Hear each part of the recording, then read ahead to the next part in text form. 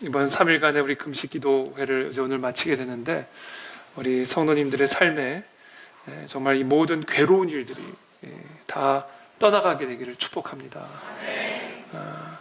오늘 본문은 그 우리의 괴로움들이 떠나가게 하는 비결이 있는데, 그 괴로움의 원인을 제거하면 하나님이 우리 가운데 임하시게 되고, 하나님이 우리에게 임하시기만 하면 되는 겁니다, 여러분.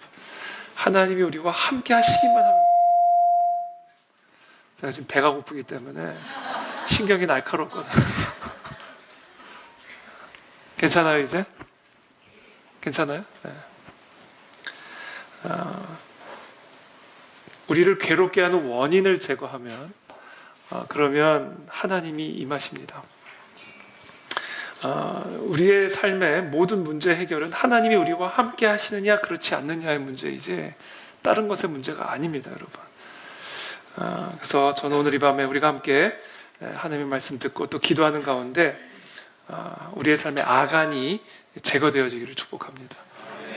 그래서 우리 하나님의 은혜와 임재가 우리 가운데 회복될 때 모든 것들이 다 회복이 되어지는 언약 백성의 축복을 우리 모두가 누리게 되기를 예수님의 이름으로 기도합니다. 자, 우리 계속 우리 지난 3일간 우리가 함께 나누었듯이 성경은 처음부터 끝까지 다 언약의 책입니다. 하나님께서 이스라엘을 도구로 삼아서 온 인류를 구원하시기 위해 세우신 구원의 언약의 이야기, 그것이 바로 성경입니다. 하나님은 이 구원의 언약을 에덴 언약으로부터 시작하셔서 이제 아브라함 언약을 통해 이제 본격적으로 실체가 드러나기 시작하고, 그러나 여전히 그것은 마치 엄마의 뱃속에 있는 태아와 같이 아직 형체를 갖기 시작했지만 아직은 완전한 그런 언약의 실체는 아닌 그런 시작을 아브라함을 통해서 시작하십니다. 그리고 이 언약이 시내산 언약을 통해서 조금 더 선명하게 드러나게 되는 것이죠. 우리가 어저께 나눈 것처럼 이 아브라함의 언약은 누가 하나님의 백성인가, 하나님의 언약 백성의 표징, 기준이 무엇인가를 우리에게 가르쳐 주시는 언약입니다. 하나님은 아브라함과 언약을 체결하시면서 너는 여러 민족의 아버지가 되리라, 그리고 너와 네 후손의 하나님이 되리라, 그리고 너희 중 남자는 다 할례를 받을지라, 이 세 가지 명령을 통해서 하나님의 언약 백성이 되기 위한 조건을 분명하게 말씀하셨습니다. 누구나 할례를 받기만 하면 그러면 나는 그들의 하나님이 되리라, 그들은 나의 소유와 백성이 되리라. 하나님께서 아브라함과 언약을 맺으셨죠. 혈통도 아니고 국적도 아니라 오직 이 육체적 할례를 받은 사람만이 하나님과 아브라함 사이에 체결된 언약 안으로 들어와 아브라함의 언약적 후손, 하나님의 언약 백성이 될 수가 있는 것입니다. 자, 이 아브라함의 언약이 이제 이삭과 야곱을 거쳐서 이스라엘 민족과의 언약으로 확대가 됩니다. 그리고 하나님께서는 이 이스라엘 민족과 새로운 언약을 체결하시는데 그것이 바로 시내산 언약입니다. 자, 시내산 언약은 하나님의 언약 백성은 어떻게 살아야 하는가? 아브라함 언약이 언약 백성의 정체성을 규정했다면 시내산 언약은 그 백성이 어떻게 살아야 하는가를 규정한 언약입니다. 그래서 이제 아브라함 언약의 육체적 할례는 시내산 언약에서 이제는 거룩한 삶의 할례로 확장이 되죠. 그리고 그것을 위해 하나님은 시내산에서 이스라엘에게 율법을 주셨습니다. 그리고 이 율법은 언약 백성의 삶에 있는 죄의 포피를 베어내는 칼입니다. 그리고 하나님께서 이스라엘 민족에게 명령하십니다. 너희는 거룩하라. 이는 나 여호와 너희 하나님이 거룩함이니라. 거룩. 그렇죠? 아브라함 언약의 중심이 육체의 할례였다면 시내산 언약의 중심은 삶의 할례, 율법의 칼로 행해지는 삶의 할례를 통해 이루어지는 거룩. 이 거룩이 바로 시내산 언약의 본질이고, 그리고 육체적 할례가 담고 있는 진정한 의미였던 것입니다. 하나님의 언약 백성은 단지 포피를 잘라내는 외적인 행위를 넘어서 그 행위가 상징하는 그 발을 실질적으로 살아내야만 했습니다. 음란의 포피, 거짓의 포피, 탐욕의 포피, 우상의 포피, 죄의 포피를 베어내는 이 마음의 할례, 삶의 할례를 반드시 받아야만 그 육체적 할례가 지니고 있는 언약 백성의 권세가 그 효력을 발휘하게 되는 것입니다. 그러니까 육체적 할례는 그 자체로서 완성되는 것이 아니라 거룩한 삶이 뒤따를 때만 비로소 그 육체적 할례가 언약의 표징으로서 참된 효력을 갖게 되는 것입니다. 그리스도를 영접함으로 받는 물세례 역시 마찬가지입니다. 이 육체적인 물세례는 그 자체로서 완성되고 그 자체로서 효능을 발휘하는 것이 아닙니다. 육체적 세례 뒤에 우리의 거룩한 삶이 반드시 뒤따라야만 하나님의 말씀으로 이루어지는 삶의 할례가 거룩한 삶이 뒷받침되어야만 그 물세례는 비로소 그 언약의 표징으로서 참된 효력을 발휘하게 되는 것입니다. 그러므로 행함이 없는 믿음은 죽은 믿음이 되는 것이고 하나님의 은혜를 핑계 삼아 죄를 계속 짓는다라는 것은 하나님 언약의 본질을 완전하게 왜곡하는 말도 안 되는 일인 것이죠.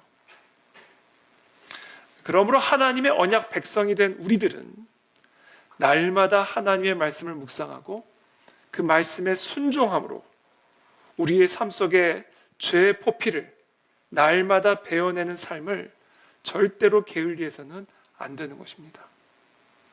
이것이 하나님의 언약 백성들에게 반드시 있어야 하는 거룩한 삶의 할례입니다. 우리는 이와 같은 거룩한 삶의 할례를 한 단어로 큐티라고 부르는 겁니다. 우리 마음과 생각과 삶 속에 들러붙어 있는 죄의 포피들을 말씀의 칼로 날마다 철저하게 베어내는 일, 그것이 바로 큐티입니다. 큐티란 날마다 하나님의 말씀 앞에 우리의 마음과 우리의 삶을 비춰보는 것이고 말씀의 칼로 우리의 생각과 감정과 욕망을 베어내어 하나님의 말씀을 따라 우리의 삶의 방향을 날마다 조정하고 재정렬하는 것, 말씀으로 날마다 베어내는 삶, 바로 이것이 하나님 언약 백성의 언약적인 삶입니다. 그래서 우리는 한마디로 이렇게 정리할 수 있습니다. 우리가 지난 이틀간 또 오늘 나누게 될 이 모든 하나님의 말씀을 한 문장으로 이렇게 정리할 수 있습니다. 언약 백성의 표지는 결국은 큐티입니다. 큐티를 통한 거룩. 이것이 없으면 그 사람은 언약 백성이 아닌 것입니다.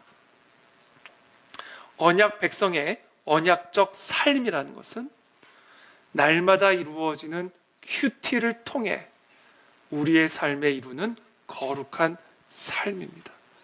큐티라는 칼로 우리의 삶의 여러 죄의 포피들을 날마다 베어내는 이 거룩한 삶의 할례가 언약 백성에게 반드시 있어야 하고 회복되어야 할 언약적 삶인 것입니다.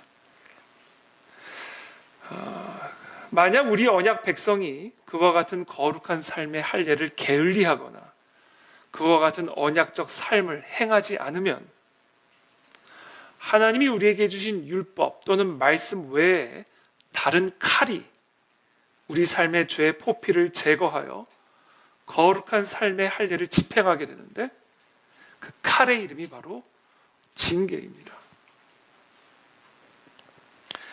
그러니까 결국 결론적으로 하나님의 언약 백성이 하나님의 말씀의 칼을 받아들이지 않으면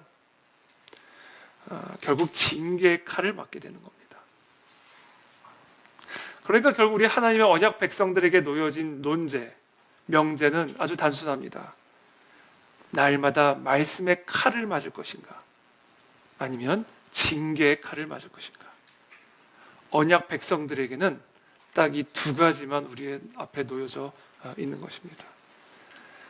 지난 시간 우리는 레위기 26장에서 하나님은 징계를 통해 징계의 칼을 통해 거룩함을 잃어버린 언약 백성을 회복하신다라는 사실을 함께 공부했습니다.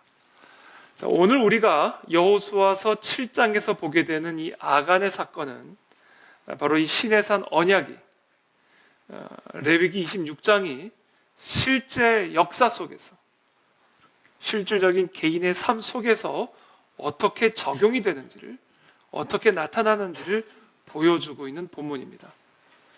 그래서 우리가 지난 이틀간 어떻게 보면 이 언약적 삶의 원리를 함께 공부했다면, 오늘은 그 원리가 실질적으로 어떻게 역사 속에서 개인의 삶 속에서 실현되어지는지, 나타나는지, 어떻게 보면 실천편, 적용편을 우리가 함께 공부한다라고 말할 수 있습니다. 이스라엘은 여리고성에서 큰 승리를 거두었습니다. 이것은 언약 백성들에게 약속된 승리와 축복을 의미합니다. 하나님의 언약 백성들에게 주어지는 승리와 축복이 바로 이 여리고성을 통해 나타났다면, 이 여리고성에 비해 정말로 작은 성읍에 불과한 아이성에서는 이 언약 백성들이 대패를 당하게 됩니다. 자, 그 이유가 무엇인가? 전술 때문이었는가? 병력 때문이었는가? 절대로 아니다라는 것이죠. 여러분, 우리 언약 백성은 이런 재난과 재앙 앞에서 절대로 다른 것을 우리가 점검할 필요가 없습니다. 11절, 여호수아서 7장 11절 12절에 이렇게 말씀하시죠. 우리 다 함께 한번 읽어보겠습니다. 시작. 이스라엘이 범죄하여 내가 그들에게 명령한 나의 언약을 어겼으며 또 그들이 온전히 바친 물건을 가져가고 도둑질하며 속이고 그것을 그들의 물건들 가운데에 두었느니라.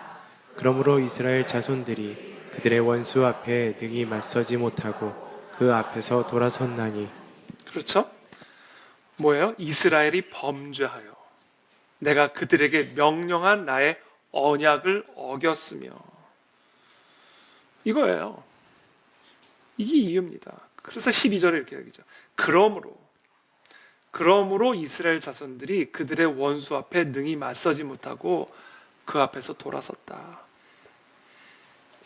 오늘 우리는 이 본문 말씀을 통해서 하나님의 언약 백성이 자신들의 거룩함을 잃어버렸을 때, 하나님의 말씀과 명령을 어겼을 때 어떤 일이 일어나는가, 그리고 어떻게 다시 회복할 수 있는가를 실제적인 역사 사례를 통해서 확인하게 되는 것입니다. 첫 번째, 오늘 우리는 이 본문을 통해서 첫 번째 이 사실을 배우게 됩니다. 언약 백성이 거룩을 잃어버리면 하나님은 그 사람과 함께하지 않으십니다. 하나님이 그 사람을 떠나십니다. 세례받았다고 되는 게 아닙니다. 육체적 할례를 받았다고 다 되는 게 아닙니다. 이 이스라엘 백성들 다 육체적 할례를 받아놓고도 여리고성에 비해 보잘것없는 아이성에서 대패를 당하며 재앙을 경험하잖아요. 우리가 교인이라는 것이 의미가 있는 게 아닙니다. 거룩, 우리가 하나님의 언약 백성이라는 그 징표인 거룩이 우리 안에 있어야만 하나님은 우리와 함께 하셔서 언약 백성의 축복과 승리를 누리게 하시는 겁니다. 제가 캐나다에 있다가 미국에 있다가 캐나다에 잠깐 올라가는데 여권을 가져가지 않은 거예요. 붙어 있으니까. 그냥 버스 타고 올라가면 되니까 제가 여권을 안 가져온 거예요. 그래가지고 제가 못 갔어요. 못 간 게 아니야. 여권이 아니구나. 비자를 안 가져온 거예요. 미국 비자를 가지지 않고 캐나다로 그냥 간 거예요. 근데 캐나다로 갈 때는 괜찮은데 캐나다에서 다시 미국으로 돌아올 때 미국 비자를 제가 방에 두고 와가지고 제 방에, 그래가지고 캐나다에서 미국으로 들어오질 못했어요. 제가 아무리 호소해도 아무 소용이 없더라고요. 그런 거예요, 여러분. 우리의 신분을 증명할 수 있는 여권이나 비자나 신분증이 없으면 내가 아무리 한국 사람처럼 생기고 아무리 한국말을 해도 그 내가 한국 사람으로서의 국적의 그 효력이 발휘가 될 수가 없는 겁니다. 거룩이란 게 그런 거예요.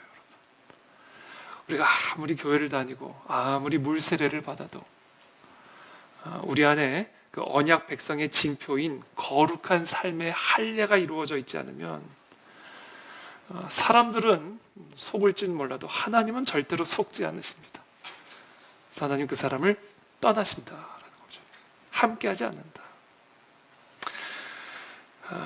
근데 여기서 한 가지 흥미로운 사실은 이 아간 한 사람, 죄를 지은 사람은 아간 한 사람이거든요.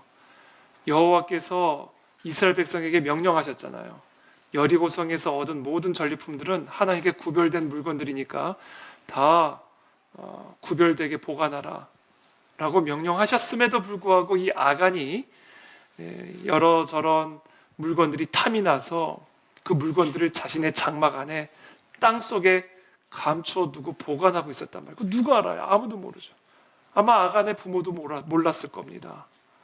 아간의 부모도 몰랐을 거예요. 아간의 장막 아래 하나님이 그만 구별된 물건들을 숨겨두었는지를 모를 겁니다. 여러분이 부모님들이 우리 자녀 방 안에서 무슨 일을 하는지 모릅니다. 자녀들 방에 컴퓨터 안에서 뭐를 보고 있는지를 모르는 거예요. 자녀를 모릅니다. 그러나 이 아간 한 사람의 죄 때문에 아간의 가문에는 물론이거니와 이스라엘 전체에 하나님의 재앙이 임하게 되는 거예요. 그렇죠. 여러분, 우리가 우리의 삶의 장막 안에서 무슨 일을 하는지 우리가 다 어떻게 합니까? 그 장막 아래 뭐를 감추고 있는지를 우리가 어떻게 알겠어요? 근데 그 사람, 그 한 사람의 죄 때문에 하나님이 그 공동체 전체에게 재앙을 내리신 거예요. 여기서 우리는 무엇을 배우게 되는가? 언약 백성은요, 서로 분리된 개인이 아니라 한 몸이라는 사실을 배우게 됩니다. 우리 성도 한 사람 한 사람, 한 영혼 한 영혼, 한 가정 한 가정의 거룩한 삶이 우리 그 안에 진리교회 공동체 전체, 이 나라 이 민족의 전체에 영향을 끼친다라는 거예요. 한 사람의 죄가 공동체 전체에게 영향을 줄 수가 있는 겁니다. 그래서 사도 바울이 고린도 교회에 근친상간의 죄가 일어났어요. 아버지의 아내와 동침을 한 거예요. 아들이. 그러니까 사도 바울이 이렇게 얘기합니다. 고린도전서 5장 4절에서 6절에 주 예수의 이름으로 너희가 내 영과 함께 모여서 우리 주 예수의 능력으로 이런 자를 사탄에게 내주었으니 이는 육신은 멸하고 영은 주 예수의 날에 구원을 받게 하려 함이라. 이게 무슨 말씀이시냐면 주 예수의 이름으로 이런 자를, 그런 죄를 범한 자를 사단에게 내줘라. 무슨 얘기냐면 교회 밖으로 내쫓아라 얘기해요. 교회 밖으로 내쫓아라. 사단에게 내줘라. 그렇게 함으로 말미암아 차라리 그의 육신은 멸할지어도 그가 정말로 회개함으로 그의 영이 예수의 날에 구원을 받게 해라. 이렇게 명령합니다. 그러면서 뭐라고 말씀하시냐면 너희가 자랑하는 것이 옳지 아니하도다. 적은 누룩이 온 덩어리에 퍼지는 것을 알지 못하느냐. 이렇게 얘기합니다. 적은 누룩이 온 덩어리에 퍼지는 것을 알지 못하느냐. 하나님은 오늘 우리에게 명령하십니다. 그 안에 진리교회를 위해서, 그 안에 진리교회 각 성도들의 삶에서 일어나는 모든 아간의 그 은밀한 범죄들이 철저하게 제거되게 하라. 그렇지 않으면 그 사람 때문에, 그 집 때문에 우리 모두가 하나님의 재앙을 받게 된다는 겁니다. 음행하는 자 그 한 사람 때문에 교회 전체가 더럽혀지는 겁니다. 저는 오늘 우리가 3일간의 금식 기도회를 통해서 하나님께서 저와 여러분들의 모든 삶과 우리의 가정과 우리의 자녀들에 이르기까지 모든 아간의 범죄들을 하나님께서 다 배워내 주시기를 기도합니다. 그래야 여러분들의 가정이 살 수 있고, 그래야 우리의 교회가 살 수 있고, 그래야 우리 민족이 살 수가 있는 겁니다. 히브리서 12장 15절에서 16절에 또 이렇게 말씀하십니다. 너희는 하나님의 은혜에 이르지 못하는 자가 없도록 하고 또 쓴 뿌리가 나서 괴롭게 하여 많은 사람이 이로 말미암아 더럽게 되지 않게 하며 음행하는 자와 혹 한 그릇 음식을 위하여 장자의 명분을 판 에서와 같이 망령된 자가 없도록 살피라. 살피라. 우리 안에 이 쓴 뿌리를 가지고 많은 사람들을 더럽히는 자들이 있지 않도록 살펴라. 이렇게 얘기합니다. 왜냐하면 이 공동체 안에 한 사람의 원망과 반역과 불평과 이와 같은 쓴 뿌리들이 공동체 전체를 오염시키기 때문에 그래요. 어떤 의견을 갖는 거하고 불평을 갖는 것은 다릅니다. 전 불평은 듣지 않습니다. 의견은 들어요. 그러나 불평은 듣지 않아요. 그리고 오히려 불평하는 사람을 경계합니다. 왜냐하면 이와 같은 쓴 뿌리가 많은 자들을 괴롭게 하고 더럽게 해서 공동체 전체를 하나님의 재앙 가운데로 끌고 가기 때문에 그래요. 한 사람의 죄는 전염병처럼 누룩처럼 다른 사람들에게도 전이 돼서 영적으로, 관계적으로 영적인 기류를 병들게 만듭니다. 예배를 병들게 만듭니다. 순모임을 병들게 만듭니다. 그래서 결국 공동체 전체의 거룩을 상실시켜서 하나님의 재앙으로 교회를 이끌어가게 되는 거예요. 그 결과 어떤 일이 일어납니까? 작은 전투에서도 패배를 당합니다. 하나님이 떠난 거예요. 그 한 사람의 죄 때문에 이스라엘 민족을 떠나신 겁니다. 자, 이것은 우리가 어저께 함께 공부한 레위기 26장에서 이미 예언된 언약적인 징계입니다. 레위기 26장 17절 함께 읽겠습니다. 시작. 내가 너희를 치리니 너희가 너희의 대적에게 패할 것이요 너희를 미워하는 자가 너희를 다스릴 것이며 너희는 쫓아 자가 없어도 도망하리라. 내가 너희를 치리니 너희가 너희의 대적에게 패할 것이요 너희를 미워하는 자가 너희를 다스릴 것이며 너희는 쫓는 자가 없어도 도망하리라. 그대로 일어나잖아요. 그대로 일어나는 겁니다. 우리의 삶에. 여러분, 하나님의 말씀을 허투루 듣지 마십시오. 말씀하신 대로 그대로 우리의 삶에 일어나는 거예요. 그대로 민족 가운데 일어나는 겁니다. 백성의 마음이 녹아 물같이 되어서 쫓는 자가 없는데도 도망다니는 그런 두려움에 사로잡힌 상태가 돼버리는 것이죠. 하나님이 우리와 함께 하시지 않으면 우리는 가장 작은 싸움에서도 이길 수 없고 아무것도 할 수 없습니다. 여러분, 아무것도 할 수 없습니다. 우리의 가정도, 우리의 교회도, 우리의 사역도 문제의 크기가 문제가 아닙니다. 하나님이 나와 함께 하시는가, 이것만이 문제인 거예요. 다른 건 아무것도 문제가 아니에요. 하나님이 우리와 함께 하시기만 하면 전능하신 하나님이 99세에 대한 아브라함을 통해서도 민족의 아버지를 삼으실 수 있는 겁니다. 여러분들이 우리의 삶을 둘러싸고 있는 문제의 크기가 얼마나 대단하든지 간에 그거는 전혀 중요한 게 아니에요. 하나님이 나와 함께 하시기만 하면 광야에서도 길이 나는 것이고 홍해에도 길이 나는 것이고 오병이어로도 5,000명을 먹이실 수 있는 거예요. 하나님이 우리 교회와 함께 하시기만 하면 우리 그 안에 진리교회는 하나님이 이 나라와 이 민족을 위해서 위대한 일을 감당하게 하시는 교회가 될 수 있는 겁니다. 하나님이 나와 함께 하시느냐 안 하느냐의 문제예요. 다른 거는 아무것도 문제가 아니에요. 하나님은 전능하신데 그분이 나와 함께만 하시면 다 되는 거예요. 다른 것 때문에 고민하거나 염려하거나 두려워하실 필요가 하나도 없습니다. 하나만 생각하세요. 과연 나는 하나님이 함께 하시고 계시는가? 우리 가정과 함께 하시는가? 아니, 함께 하실 수 있는가?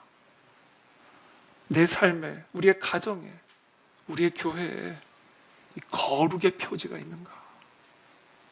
여러분, 우리 부모로서, 여러분 특별히 가장으로서 우리 가정의 거룩함은 이거는 가장의 책임입니다. 말씀하시잖아요. 그 가정의 거룩함의 표지를 잃어버리면 오늘 말씀하신 그대로 일어나는 거야. 내가 너희를 칠 거다.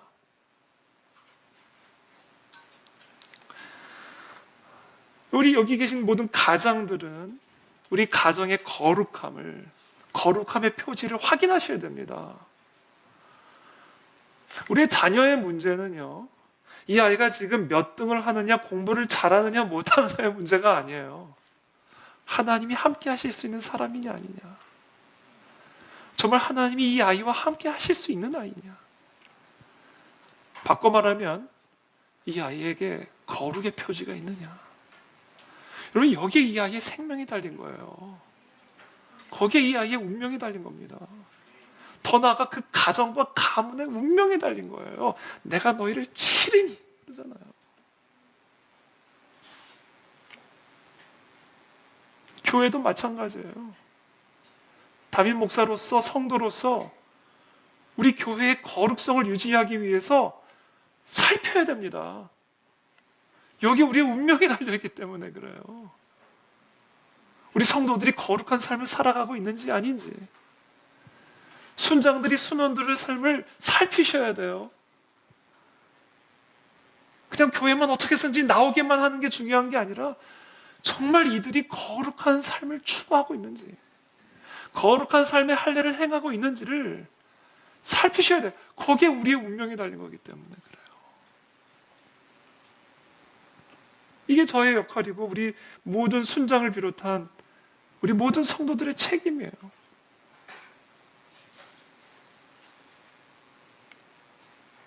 문제의 크기가 문제가 아닙니다.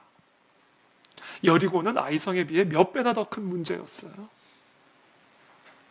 그러나 이 언약 백성이 그 언약 관계 안에서 하나님의 언약대로 하니까 그냥 무너지는 거예요. 그러니까 여러분, 지금 이 시간 여러분들에게 지금 어떤 문제가 있든지 그 문제의 크기 때문에 두려워하지 마십시오. 내게 거룩의 표지가 있느냐, 그것 하나에만 두려움을 가지십시오. 그러면 되는 겁니다. 하나님이 우리와 함께 하실 수가 있기 때문에 그래요. 그러면 되는 거죠. 무슨 문제가 있겠어요? 하나님이 함께 하지 않으면 아무것도 할 수 없는 겁니다. 두 번째, 이 본문을 통해서 우리에게 주시는 메시지는 하나님께서 이와 같은 징계를 주시는데, 하나님께서 언약 백성들에게 징계를 주시는 이유는 하나예요. 그러니까 거룩의 회복을 위한 거예요. 거룩을 잃어버렸기 때문에 이런 문제가 임한 거다라는 것을 깨우쳐 주시기 위한 겁니다. 그게 징계의 목적이에요. 그게 징계의 다예요. 그러니까 지금 어떤 징계를 받았다면 이거 하나만 생각하시면 돼요. 우리가 거룩을 잃었기 때문이구나. 거룩을 회복해야 되는구나.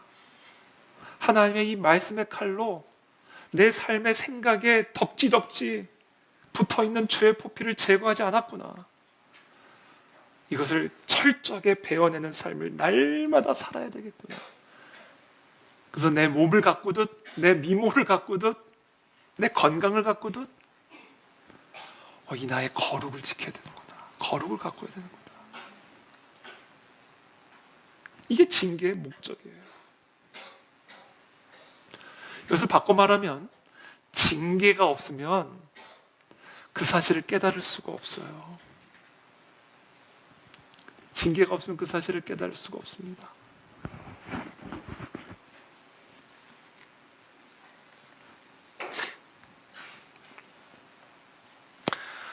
징계의 목적은 하나입니다. 깨닫게 하기 위한 거예요. 아이성에서 대패를 당하자 여호수아가 옷을 찢습니다. 그리고 얼굴을 땅에 대고 엎드립니다. 그리고는 이렇게 합니다. 6절, 7절 우리 다 함께 읽어보겠습니다. 시작. 여호수아가 옷을 찢고 이스라엘 장로들과 함께 여호와의 궤 앞에서 땅에 엎드려 머리에 티끌을 뒤집어 쓰고 저물도록 있다가 이르되 슬프도소이다. 주 여호와여, 어찌하여 이 백성을 인도하여 요단을 건너게 하시고 우리를 아모리 사람의 손에 넘겨 멸망시키려 하셨나이까. 우리가 요단 저쪽을 만족하게 여겨 거주하였다면 좋을 뻔하였나이다. 하나님 앞에 엎드리잖아요. 재앙이 임하니까, 패배가 임하니까 즉각적으로 엎드리잖아요. 이건 전술의 문제도 아닌 병력의 문제도 아닌 지금 하나님 앞에서의 뭔가 어떤 우리가 알지 못하는 무슨 문제가 있기 때문이라는 것을 즉각적으로 인정하고 엎드리잖아요. 주 여호와여, 어찌하여 이 백성을 인도하여 요단을 건너게 하시고 우리를 아무리 사람의 손에 넘겨 멸망시키려 하셨나이까? 도대체 어찌하여 이런 일을 행하신 것입니까? 어찌하여 이런 일이 일어난 것입니까? 그때 하나님께서 다음과 같이 진단하시죠. 11절 12절 또 함께 읽습니다. 시작. 이스라엘이 범죄하여 내가 그들에게 명령한 나의 언약을 어겼으며 또 그들이 온전히 바친 물건을 가져가고 도둑질하며 속이고 그것을 그들의 물건들 가운데에 두었느니라. 그러므로 이스라엘 자손들이 그들의 원수 앞에 능히 맞서지 못하고 그 앞에서 돌아섰나니 이는 그들도 온전히 바친 것이 됨이라. 그 온전히 바친 물건을 너희 중에서 멸하지 아니하면 내가 다시는 너희와 함께 있지 아니하리라. 그렇죠? 아간의 범죄, 몰래 숨겨둔 그 물건들 때문에 내가 너희와 다시는 함께할 수 없다. 언약 백성의 표지를 잃어버렸기 때문에 너희가 아무리 할례를 받았다 하더라도, 아무리 세례를 받았다 하더라도, 아무리 교인이라 할지라도 나는 너희와 다시는 함께하지 않을 것이다. 그래서 하나님께서 다음과 같은 진단을 주십니다. 13절부터 또 함께 읽겠습니다. 시작. 너는 일어나서 백성을 거룩하게 하여 이르기를 너희는 내일을 위하여 스스로 거룩하게 하라. 이스라엘의 하나님 여호와의 말씀에 이스라엘아 너희 가운데 온전히 바친 물건이 있나니 너희가 그 온전히 바친 물건을 너희 가운데에서 제하기까지는 내 원수들 앞에 능히 맞서지 못하리라. 14절. 너희는 아침에 너희의 지파대로 가까이 나아오라. 여호와께 뽑히는 그 지파는 그 족속대로 가까이 나아올 것이요 여호와께 뽑히는 족속은 그 가족대로 가까이 나아올 것이요 여호와께 뽑히는 그 가족은 그 남자들이 가까이 나아올 것이며 온전히 바친 물건을 가진 자로 뽑힌 자를 불사르되 그와 그의 모든 소유를 그리하라. 이는 여호와의 언약을 어기고 이스라엘 가운데서 망령된 일을 행하였음이라 하셨다 하라. 그렇죠? 완전히 깨끗하게 제거하라. 베어내라.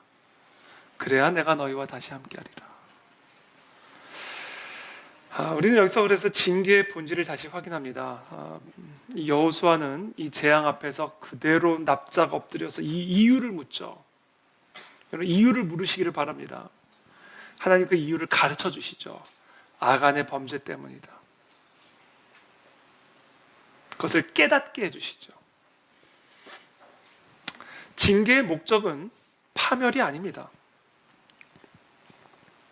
파괴가 아니에요. 내 인생을 파괴시키려고 주시는 것이 아닙니다. 오히려 파괴되는 이유를 가르쳐 주심으로써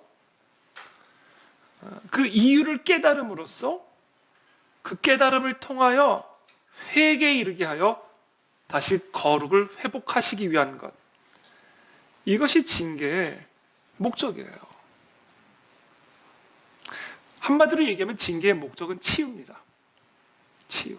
우리를 괴롭게 하는 재앙의 원인을 제거하는 치유, 수술. 바로 이것이 징계의 목적이죠. 수술이 당연히 이게 뭐 편안한 건 아니죠. 마음도 두렵기도 하고 아프기도 하고, 그렇죠? 그러나 수술을 받지 않으면 우리를 괴롭게 하는 그 문제의 원인은 제거될 수가 없는 겁니다. 그러니까 지금 우리의 가운데 혹시 지금 이 이스라엘 민족이 경험하고 있는 이 아이성의 패배와 같은 재앙과 또는 고통과 패배와 아픔과 슬픔을 경험하고 있는 그런 과정 가운데 있는 분들이 계신다면 여러분 하나님은 지금 우리를 수술하고 계시는 거예요. 그러니까 기쁘게 받으시기를 바랍니다. 수술을 받으면 더 아름답고 더 건강하게 회복이 될 줄을 믿습니다.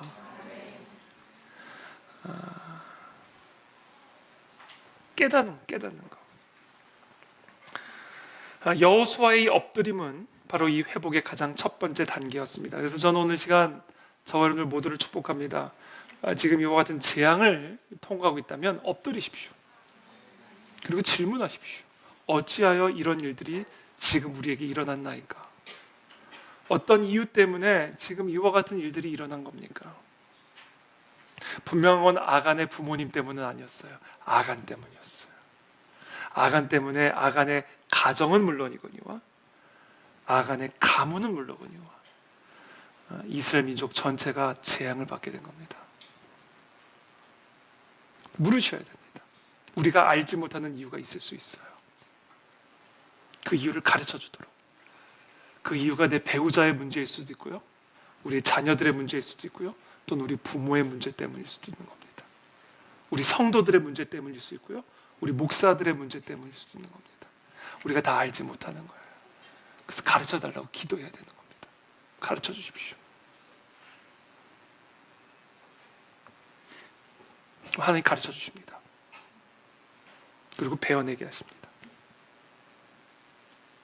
이게 하나님이 한 개인의 삶, 가정의 삶, 교회의 삶, 한 나라와 민족의 삶을 회복하시기 위해 반드시 행하시는 수술입니다.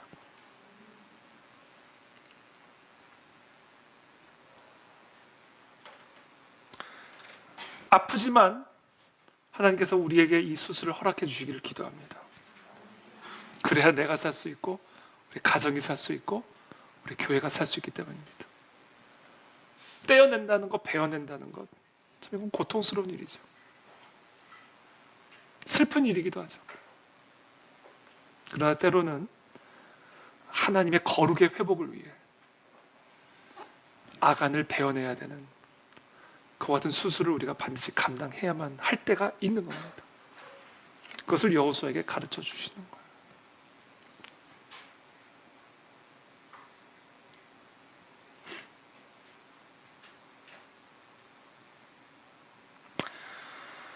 우리는 오늘 이 본문을 통해서 죄가 드러나고 제거되는 과정, 하나님의 말씀으로 저와 여러분들이 날마다 이 말씀의 칼로 마음의 할례를 하면 그 사람에게는 그만큼 재앙도 없을 거예요. 여러분, 물론 그렇다고 해서 모든 어려움들이 다 사라진다는 건 아닐 수 있어요. 그러나 적어도 이와 같은 징계로서의 재앙은 받을 필요가 없는 겁니다. 그러나 만약에 그와 같은 말씀의 칼로 날마다 할례를 받지 않는 것에 게을리하거나 그것을 거부하거나 그것을 가볍게 여기면 언약 백성에게는 그 다음 옵션밖에 없는 거예요. 칼을 맞아야 되는 거예요. 칼을. 수술의 칼을 맞아야 되는 거예요. 그건 결국 우리의 선택이에요. 그래서 제가 날마다 큐티 하는 거예요. 말씀의 칼로 날마다 우리가 스스로 하나님 앞에 우리를 비추어 성령의 말씀의 검으로 우리 스스로를 거룩하게 가꾸어 갈 것인가? 아니면 그냥 내 마음대로 내 뜻대로 말씀과 상관없이 그냥 그렇게 살다가 재앙의 칼로 할례를 받게 될 것인가? 그거는 이제 우리의 선택에 달린 거예요. 근데 언약 백성에게 그 두 가지 옵션밖에 없습니다.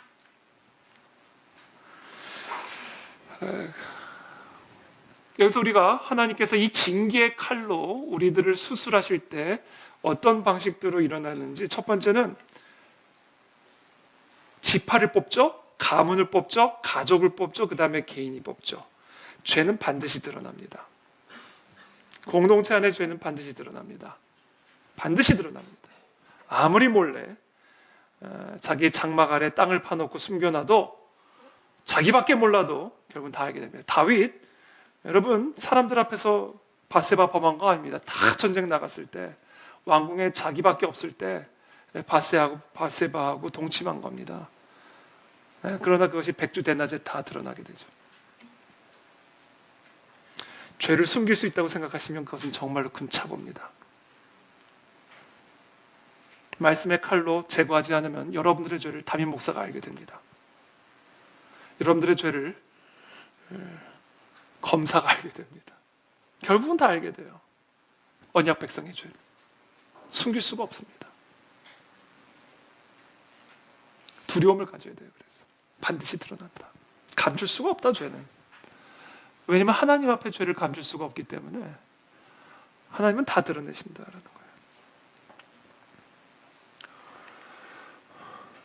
근데 그렇게 드러났을 때 그 수치와 고통을 겸손하게 받아들이셔야 해요. 그 수치와 고통이 우리를 바꿔놓기 때문에 그렇습니다. 제가 어제도 잠깐 말씀드렸지만 우리가 다 징계를 받아요. 다 징계받습니다. 징계 안 받는 사람 없어요. 그러니까 이 수치와 고통을 고통스럽게 여기지만 우리가 그때 우리가 다 보다듬어 줘야 돼요. 정죄하는 게 아니라 우리가 다 겪는 일들이니까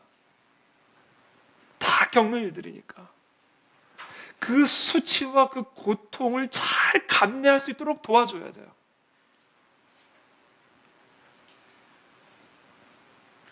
수치와 고통을 당할 때 제일 편한 방법이 있어요.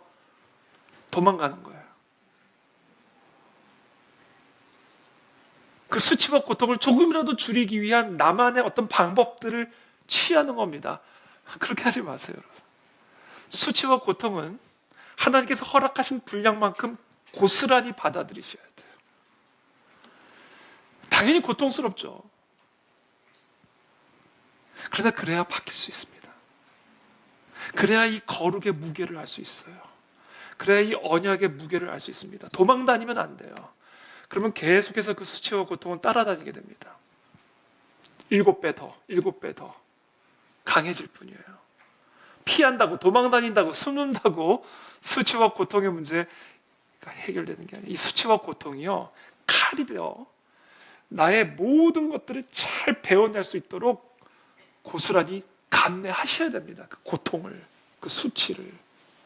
그리고 그때 우리 공동체는 그 사람이 그와 같은 수치와 고통의 무게를 잘 감당할 수 있도록 도와줘야 돼요. 옆에서. 왜냐하면 나도 언젠가는 그런 수치와 고통을 반드시 당하게 될 수 있거든요. 그렇게 함으로써 그 한 사람 안에 아간의 죄가 제거될 수 있도록 공동체적인 지원과 도움이 필요한 거예요. 그렇지 않으면 우리는 절대로 변화되지 않습니다. 제가 러스쿨 다닐 때 제가 학생회장을 했거든요. 저 이래봬도 학생회장 출신인데 학생회장을 했는데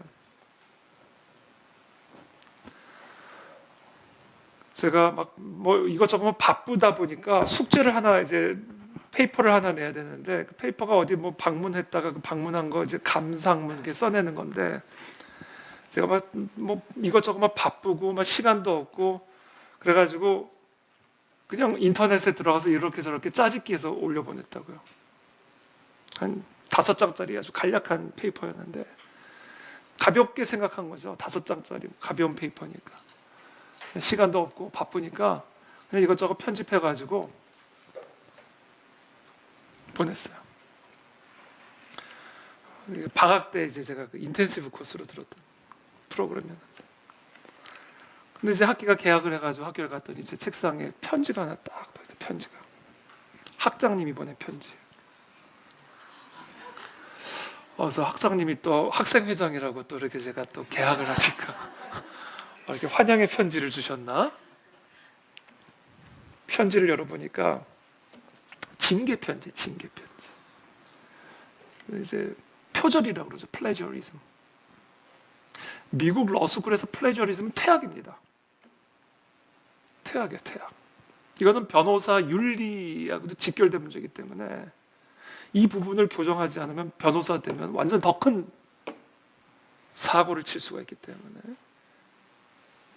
사실 제가 진짜 아무것도 아닌 페이퍼예요. 뭐 진짜 집중해가지고 딱 2시간 집중하면 쓸 수 있는 그런 페이퍼인데 귀찮은 거예요. 너무 가벼운 거예요. 5장짜리. 그리고 1학점짜리. 방학 때 잠깐 듣는 코스. 근데 학장님한테서 이제 징계 편지, reprimand letter가 딱 하면서 그 교수 회의에 소집한 교수 회의를 소집해서 징계위원회가 소집이 돼서 와서 변론할 수 있는 기회를 주겠다라는 거예요. 제가 그때 그 모멸감과 수치와 그 두려움은 이루 지금 제가 지금도 생생해요. 지금 생각해도 심장이 떨려요. 학생회장인데 나를 딱 정하셨다. 그래서 정한 날을 딱 갔더니 학장님이 모든 러스쿨 교수님들이 쫙 다 검사 출신, 연방 검사, 미국 연방 검사 출신, 미국 대형 러펌 수석 변호사 출신 그런 분들이 쫙 둘러앉아 있는 거예요. 그리고 피고석 하나가 딱 있더라고요. 피고석이. 그리고 이제 딱 앉았는데 할 말이 없는 거죠. 할 말이 없는 거예요. 그래서 그렇게 플래저리즘 했냐? 했습니다. 왜 했냐? 귀찮아서 그랬습니다. 그래서 다른 답이 없거든요. 그러니까 길게도 안 해요. 그냥 교수님의 표정에서 다 나와. 이 교수님의 실망감과 이 교수님의 이 어떻게 보면 이런 분노? 표정에서 말도 긴 말도 없었어요. 그리고는 이제 돌아갔어요. 그리고는 제가 너무 수치스럽고 이걸 학생들이 알면 어떻게 되나. 이미 교수님들은 다 알았고 이제 내가 변호사 시험 볼 때 이런 나의 레코드가 다 남을 텐데.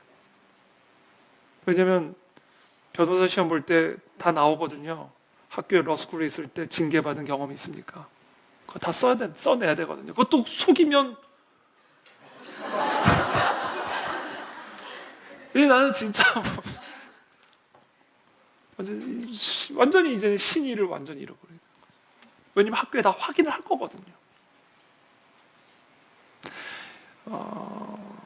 이 사람의 이 신의라는 게 이게 얼마나 중요한 건지. 세상 이 프로페셔널 영역에서 신의를 잃어버리면 그 사회는 끝장나버리는 거죠. 그러면 복잡한 생각이 얼마나 드는지. 그래서 제가 학생회장직을 내려놓고 싶다는 생각이 들더라고요. 근데 이래가지고 무슨 내가 학생들 앞에서 무슨 학생회장으로서 리더십을 발휘하나. 그리고 학교를 떠나고 싶더라고요. 그리고 다른 곳에 가서 새 출발을 하고 싶더라고요. 아무도 나를 모르는 곳에서 나의 이런 과거를 아무도 모르는 곳에 가서 1학년부터 다시 다니라면 다니고 싶더라고요. 그래서 다시 미국으로 갈까? 어떻게 해서든지 난 이곳을 떠나고 싶다. 난 이 교수님들을 다시는 만나고 싶지 않다. 보고 싶지 않다. 너무 수치스럽다.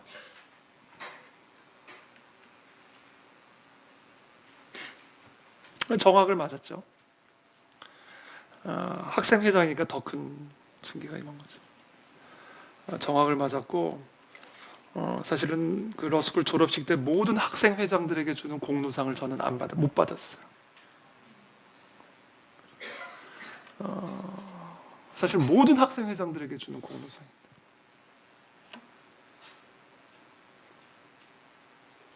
근데 더 얄미운 게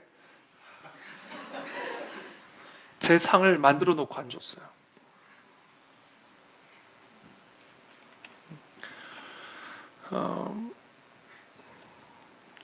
그래서 저는 그때부터 생각했죠. 이 러스쿨은 나의 원수다.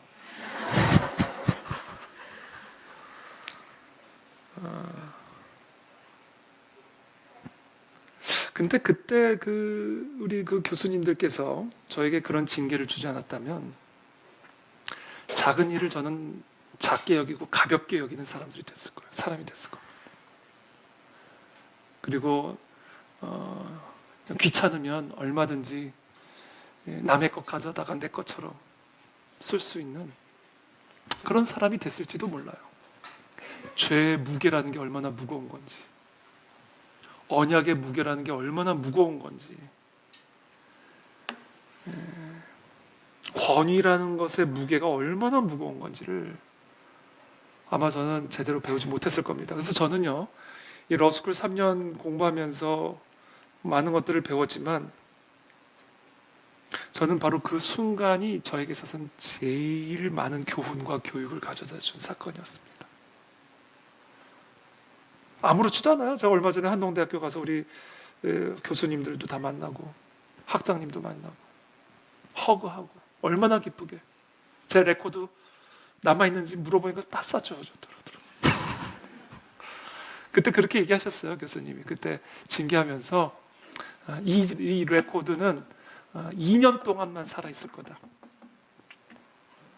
2년 동안만 살아있을 거다. 2년 동안에 만약에 또 이런 비슷한 일들이 재발이 될 경우에는 더 큰 아마 징계가 임하게 되고 어쩌면 정말로 퇴학을 당할 수도 있고 어쩌면 진짜 내가 바시험을 볼 수 없을지도 모르죠. 왜냐면 그게 다 통보를 해야 하거든요. 그 바 어소시에이션에 변호사 협회에 다 보내야 되거든요. 하나 이렇게 또 교수님께서 징계 가운데서도 은혜를 베풀어 줬어요. 그래서 그때 이 징계라는 게 이게 얼마나 중요한 건가. 그리고 그때 그것을 피하는 게 아니라 아프지만 수치스럽지만 받아들이는 게 이게 나를 얼마나 강력하게 바꿀 수 있는 힘이 되는가. 그래서 저는 지금도 책을 쓸 때도요, 이 플래저리즘 때문에 설교 준비도 마찬가지예요. 지금도 심장이 벌렁거려요. 그때 생각하면 그 하얀 편지 지금도 떨려요. 이 죄를 두려워하는 법을 배우지 못하면요, 하나님은 그 사람과 함께할 수 없습니다. 그러니까 하나님에 대한 두려움은요, 딴 거 아니야. 죄에 대한 두려움이에요. 거룩에 대한 두려움입니다. 그리고 그것을 가르쳐 줄 수 있는 하나님의 가장 좋은 중요한 키가 징계예요. 그래서 그 징계는 고통스러워야 하고 수치스러워야 합니다. 그리고 그것을 받을 때 절대로 회피하거나 피해서는 안 돼요. 또는 그것을 가볍게 여겨서도 안 돼요. 심장이 떨릴 만큼 그것을 받아들이셔야 됩니다. 그러나 하나님은 동시에 치유해 주십니다. 여러분, 수술하는 의사가 사람 배 갈아놓고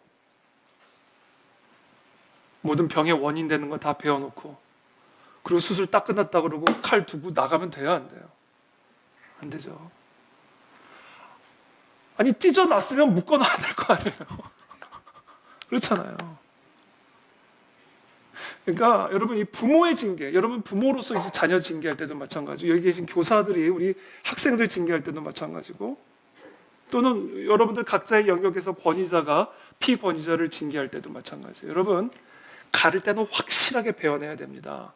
인정사정 없이 수치와 고통을 줘서 이것이 얼마나 무섭고 수치스러운 일을 행한 건지를 가르쳐 줘야 돼요. 수치를 모르는 세대잖아요, 지금. 아니, 대통령부터 보세요. 수치를 모르잖아요. 갑자기 또 대통령이 수치를 모르는 사회가 돼버렸잖아요. 그러니까 소망이 없는 거예요. 이미 재앙이 임한 거예요. 수치를 모르는 시대. 그러니까 수치를 가르쳐 줘야 돼요. 이 죄라는 게 얼마나 더럽고 불결하고 수치스러운 건지를 고통스럽게 가르쳐 줘야지, 이 달콤한 게 이게 얼마나 무섭고 수치스러운 건지를 알 수 있어요. 그래서 수치와 고통을 통해 이 죄의 무게, 거룩의 무게를 깨우쳐 줘야 되고, 그리고 그렇게 배만 갈라놓고 끝나면 안 돼요. 꼬매줘야죠. 세심한 엄마의 손길로.